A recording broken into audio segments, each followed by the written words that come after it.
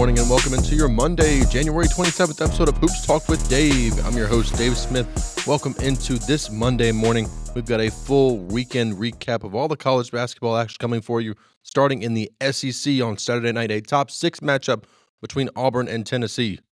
The number 1 ranked Tigers walking away 53-51 with the victory. Very low-scoring defensive battle. Auburn led by Janai Broome, who is back in action. 16 points, 13 rebounds for him there.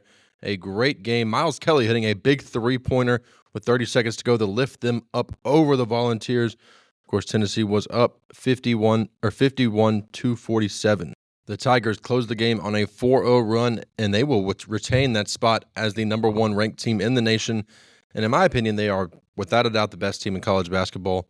And I saw a piece by Joe Lunardi talking about how they may not be the number 1 overall seed just because of the easy schedule Duke has to play. But I don't think there's any doubt that the Auburn Tigers are the best team in basketball.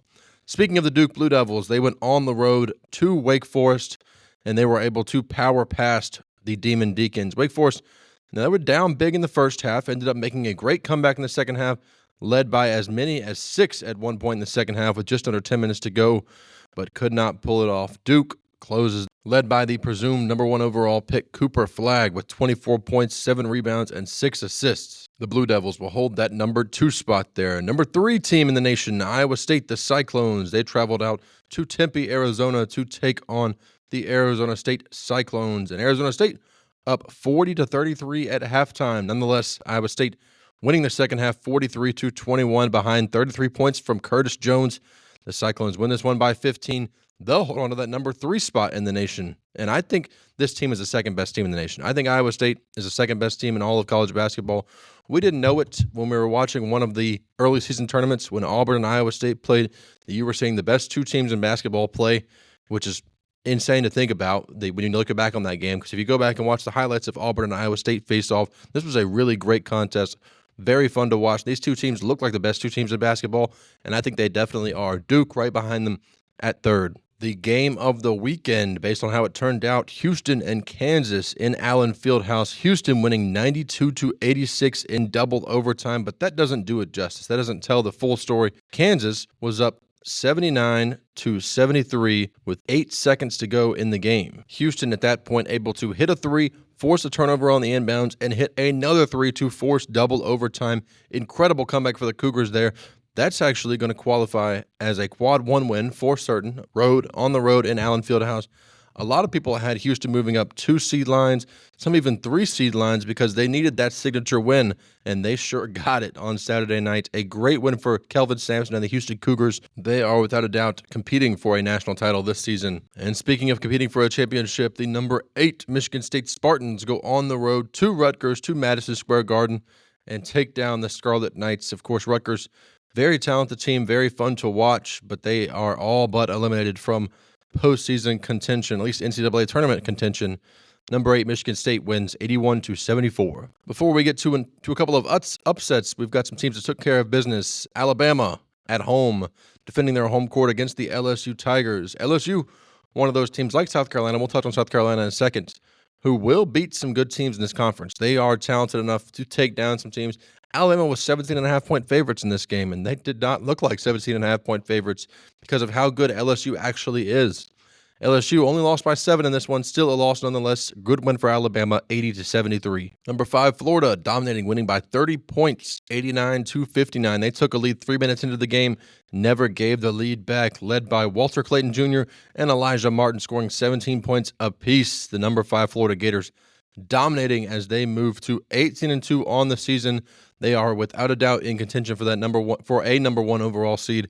It is going to be a really fun team to watch down the stretch because they've got a lot of tough games left on the schedule for them coming up in February and March, including road games at Tennessee, at Auburn, at Mississippi State, and at Alabama. So Florida, they've got a lot of tests in front of them. It's going to be really, really fun to watch how they persevere through all of those. But for now, Florida, top 5 team in the country, and they sure look like it. Number 14, Mississippi State, going on the road to Columbia, South Carolina, winning 65-60 in overtime. Kind of an ugly basketball game here, but the Bulldogs, They were up for a good portion of the second half. South Carolina making a late comeback there to force overtime. They actually never led in this game. Mississippi State led or was tied the entire game. South Carolina never got a lead, even though they forced overtime.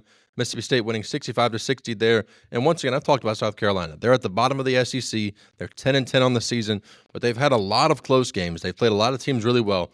They just lost by 5 to Mississippi State. They had lost by 1 to Florida. They lost by 3 to Auburn. All of this on their home floor, because that just goes to show you how tough it is to play on the road in college basketball, and also goes to show you that South Carolina is not a pushover at all. There's not a team in this SEC conference that is a pushover anywhere you look. Another top 25 matchup on Saturday. Number 16 Ole Miss traveling into Columbia, Missouri, taking on the Mizzou Tigers.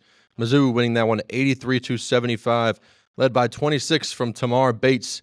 They covered that 3.5 point spread there. Ole Miss made several runs at the Tigers in the second half, were unable to get over the hump there. Missouri walks away victorious, defending their home floor. Some unranked teams securing wins over ranked teams. Vanderbilt, their second court storm in 7 days, as the Commodores take down Kentucky 74-69. Number 9 Kentucky, that is, falling 18 points from Jason Edwards to lead the way there.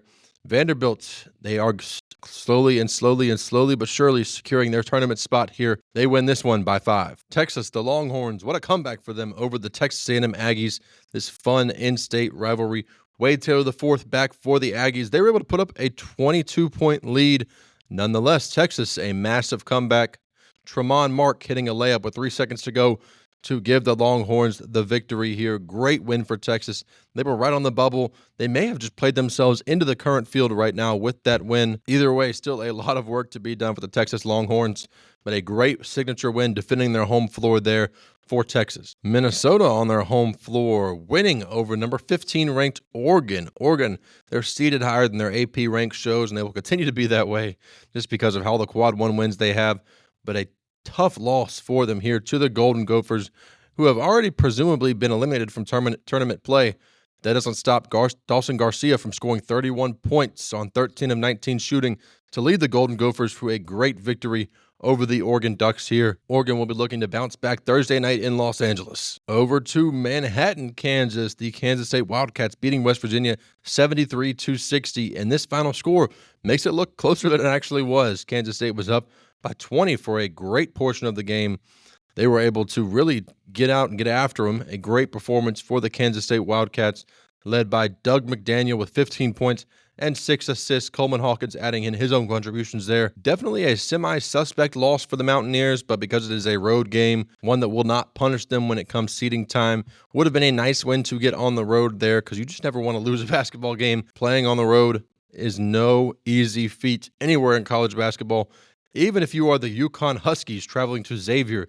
Xavier walking away victorious 76-72.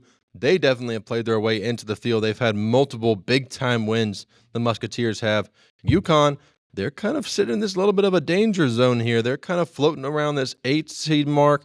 They're a few bad losses away from being outside the tournament field. And that's kind of crazy to think about for Dan Hurley's squad here. For now, UConn staying in the field. Xavier has played their way into the current field. Both of these teams will be biggest teams to watch down the stretch. And hey, we've got 3 ranked teams in action tonight. Starting number 21, Michigan, hosting Penn State at 6:30 Eastern on the Big Ten Network. Michigan, 8.5-point favorites in this one. And you've got 2 of the top 3 teams in the country in action tonight, both of them on ESPN, starting at 8:30 p.m. Eastern. Duke playing host to the NC State Wildcats. Of course, NC State coming off that great Final Four run from last year. They have not quite lived up to those expectations this year. Duke sitting at 17-2, 21.5-point favorites. That one, once again, 8:30 p.m. Eastern on ESPN. And a really fun one to watch late here. The Arizona Wildcats playing host to number 3 Iowa State, the Cyclones. Iowa State only a 1.5-point road favorite.